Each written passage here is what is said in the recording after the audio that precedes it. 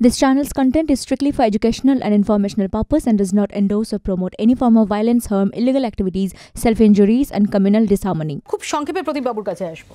না, এমনি তো যে ঘটনাটা ঘটেছে অত্যন্ত মানে আতঙ্করই মতো বিষয়, কিন্তু এই গোটাটা নিয়ে আমার আলাদা করে বলার কিছু নেই। এটা তো আমরা বহুদিন ধরেই ওখানে নিরাপত্তা সর্দার বলে এসছে, বিধানসভার ভেতরে বলেছে, বাইরে বলেছে।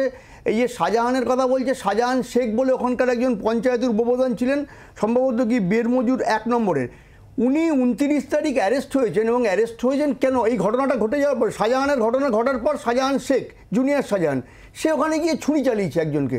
এবং আমি বলছি যে এতগুলো দিন কেন অ্যালাউ করলো? আমার এখানেই প্রশ্ন।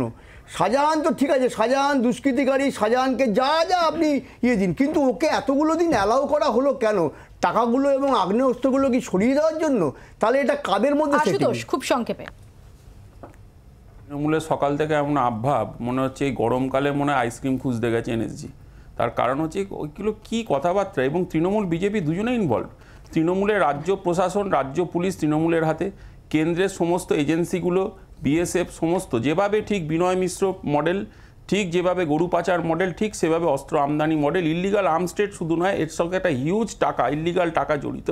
এবং এই ট্রেল ইনভেস্টিগেটিভ এজেন্সিরা যত তাড়াতাড়ি খুঁজে বার করবে সবার মঙ্গল। তার কারণ এই বিপদে মানুষকে ঠেলে দেওয়া যায় না, এটা তৃণমূল এবং বিজেপি সরকারকে বুঝতে হবে। এদের দুজনে ছুটি করা উচিত আগে।